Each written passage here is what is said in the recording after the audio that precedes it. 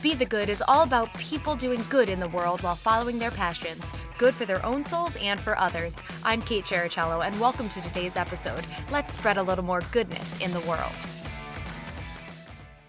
My guest today is Stephanie Moram, and she is CEO and founder of Good Girl Gone Green, which is so much fun to say, and the host of the Green Junkie podcast. She's been seen on CBS, NBC, ABC, and more, has such a passion for sustainable living, and to quote her, to help humans to zero waste. Her website is so full of resources. Your social media is so much fun while also being educational. And I am so excited that you're going to get to hear from Stephanie today. So Stephanie, thanks so much for being here. Thank you for having me, Kate. I appreciate it. You bet. And Stephanie is coming to us from Canada. And that explains your long sleeves as well, a little cooler there than down here. So Stephanie, I'll ask you 5 questions. You can answer them however you'd like to give people an idea of what you do and the good that you are doing in the world. So Stephanie, my first question for you is, who are you and what do you do in your own words? So like Kate said, my name is Stephanie Moram. I am from Montreal, Quebec. And what I do is I want to empower people to live more green and to not make it complicated. They don't have to, do 100% zero waste. They don't have to buy sustainable fashion. You don't have to do all those things. It's to find something that resonates with you and start there and see where that evolves to. So personally, for me, it started with food. I watched the movie Food Inc. and I was like, okay, I'm never eating meat again. I went vegan for a very short period of time, and then I went back to meat, and now I'm vegan. But watching that movie kind of just triggered me questioning things. So questioning our food system, and then which led me to questioning so many other things, the products I'm bringing to my phone, the clothing that I'm using. And so for me, it's just educating and empowering people to live more green, live a little more green, and not be complicated or overwhelmed. So whatever baby steps that you need to take, if it's I recycle and compost, high five, that's great. If it's taking it to another level of questioning and looking at the products you're bringing into your home, potentially, are they toxic? Are they not toxic? Looking at the clothing you're wearing, where is it coming from? Like asking those questions. But a lot of the times people don't start there. They usually start with the recycling. So it's to find out what shade of green you are. Are you mint green or are you forest green? And where do you fall on that spectrum of green, and how can I help you maybe get to the next color of green? How can I get you to sage? How can I get you past forest green?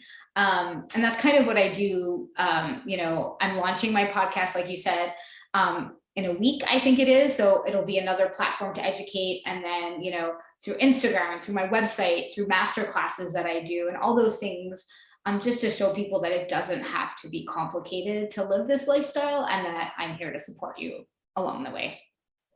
I love that. What shade of green are you? That's such a great way to put it.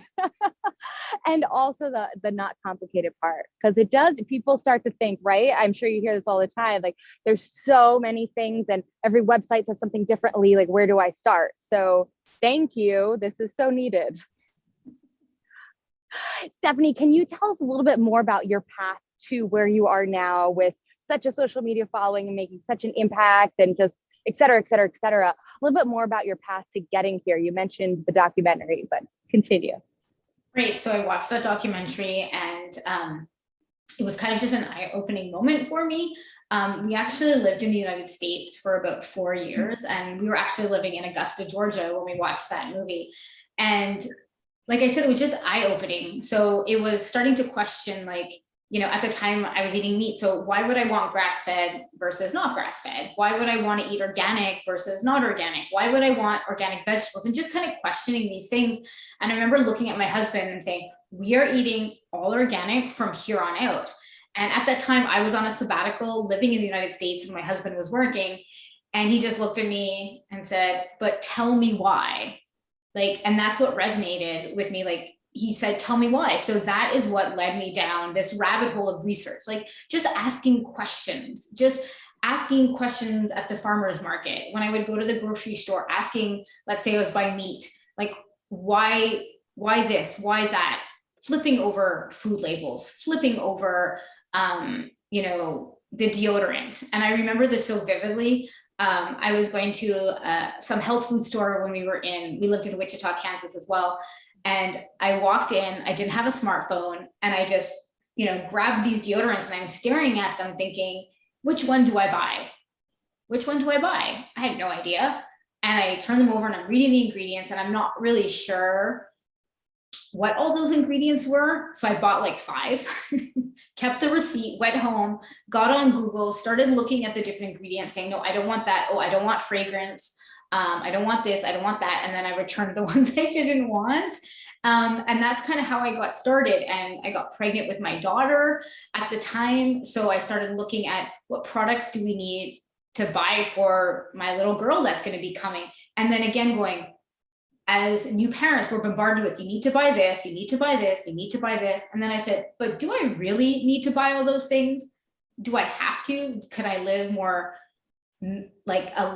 have less stuff? Do I have to buy this, and this? They're nice to haves, but I probably don't need them. And then realizing we're bombarded with, you need this, you need this, you need this. And again, back to asking questions. So, looking at the products I was bringing into my house for my daughter, which led me to asking questions about the clothing I was now buying. Who makes that clothing? What materials are being used when this clothing is being produced? How much are people getting paid? I'm paying $4 for a t-shirt. The person making it can't be getting paid that much then. There's got to be profit in there somewhere for the person creating it. So just, again, questioning these things. And it's kind of a rabbit hole that I'll probably never stop diving down into, just because I love to learn. And then I like to take the things I've learned and then pass that information on to other people. So in a roundabout way, that's how I got started. And so by asking all these questions, when I started my website, I watched another documentary, and it was called Who Killed the Electric Car? So go watch that movie, because we could have had electric cars a long time ago, but someone decided to kibosh that idea. So I was watching that documentary, and I just stared at the wall. I was a social worker. I knew I was making a difference in kids' lives and families' lives, but I just looked at my husband and said, I got to do something more than that. Like, I'm so passionate about the environment. And I said, what can I do? And we were like, I don't know. And then my friend said, why don't you start a blog? And I said, that's crazy talk. Like, I don't write. No thanks. And I did it anyways. And I had some names for my website, and I didn't have an iPad. And my husband bought me an iPad for my birthday, and he engraved Good Girl Gone Green on the back. And I was like, I guess that's the name of my website now. Thanks. And that's kind of how it unfolded. I started my website, and then I got on social media. I started learning about social media. I started educating people. I started making great friends on social media. And it's just led me down this path of meeting great people, helping great people, and also making an income at the same time.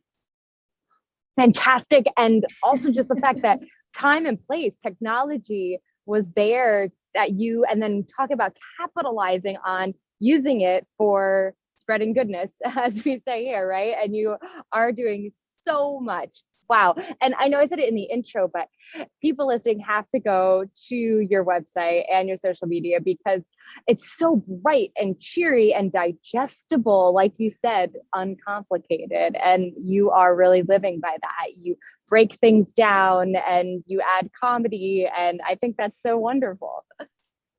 Thank you. Now, how has the pandemic changed things in your work in terms of, anything, maybe reaching people, connecting, going online more than in person? And is there anything that maybe has even changed for the better that you hope will continue? I think from like a personal standpoint, one thing that's kind of drastically changed was that I started taking care of myself. I worked a lot before, and it was, a badge of honor to be like, I hustle, I stayed up till midnight, high five. And when things started changing, the kids were out of school. They went back to school last September, but they were out from March until September. And my husband had just started his own company. And he was gone sometimes 12 hours, 17 hours, 24 hours. And then he'd come home and sleep, and then he was gone again. Like, he was legit a startup company. And So things had to change. They had to change because I was going to run myself into the ground. So after some time, I realized I need to start taking care of myself. I need to do more for me. So I started walking every day, and it's like a non-negotiable for me. I walk almost 2 hours a day. I get the kids on the bus. During the summer, it was a little bit more difficult because the kids were home all the time. But now that they're in school, they get on the bus at 8. I'm walking until 10. And unless it's something really, really important, like the Today Show calls me and says, I need you on at 9 o'clock a.m., then I won't go for my walk. But outside of that, that's a good reason. outside of that, it's a priority for me. So I think this whole pandemic really made me slow down.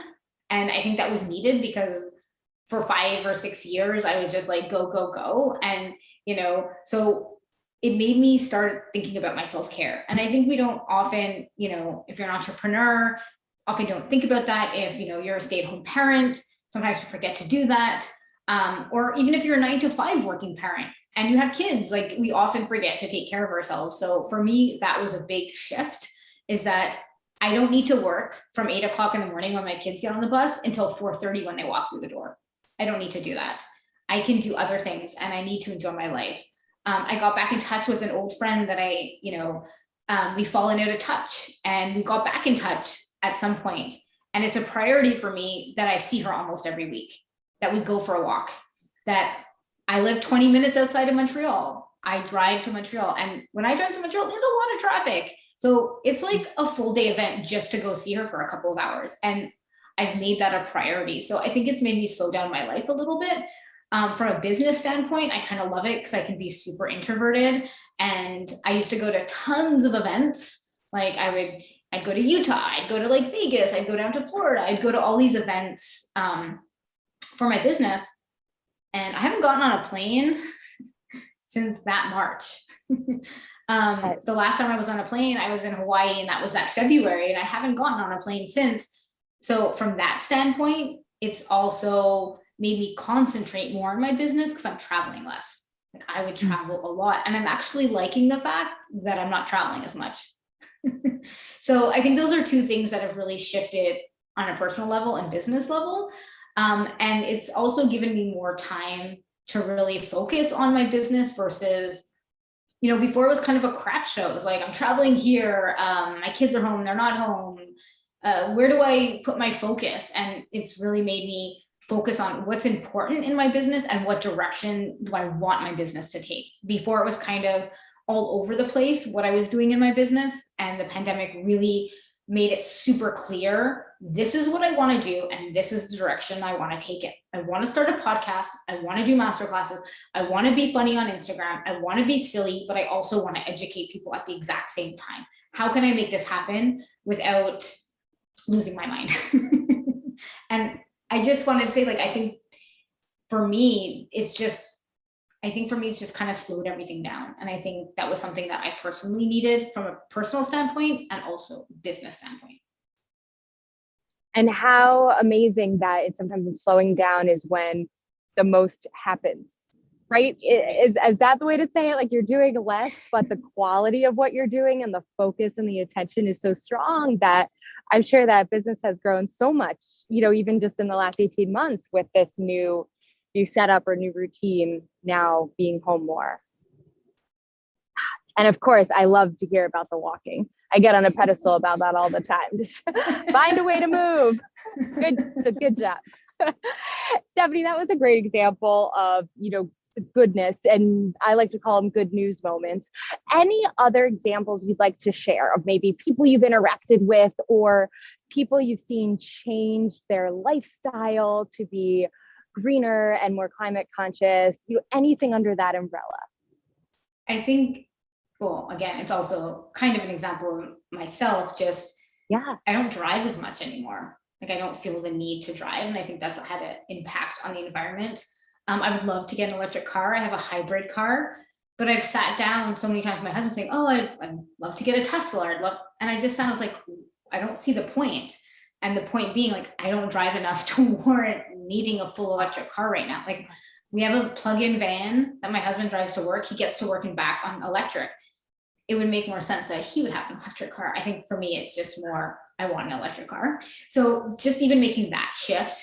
But I think other people are starting to notice things when it comes to the environment. Like, because people have slowed down a little bit more, I feel like people are taking notice to things like, oh, the coffee shop is not taking reusable mugs. Well, isn't that weird? Like taking notice to those things and maybe saying, well, I'm not going to go there anymore if that coffee shop is not going to take it. Like, I think they're taking notice to things more.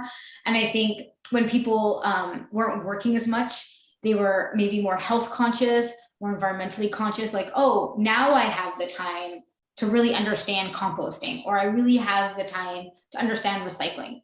And I also think it's in the everyday conversations I have with people that I've seen the most impact.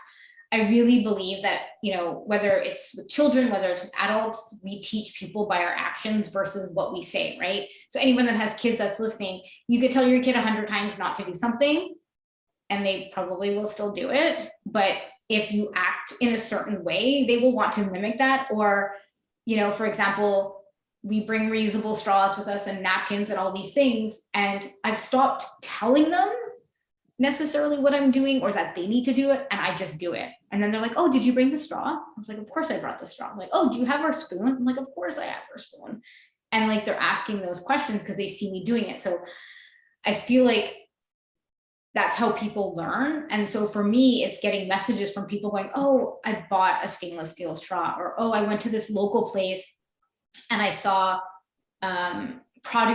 cloth produce bags, and I bought some because I thought of you and what you said on Instagram or what you did. So I feel like it's the everyday actions. It's not this like big glorious thing where someone's like never composted, never recycled, and now they're like, queen of green, I think it's those everyday actions that I hear a lot of those stories because they've had the time to learn, or they're paying more attention now. I feel like people are paying attention more, specifically on social media.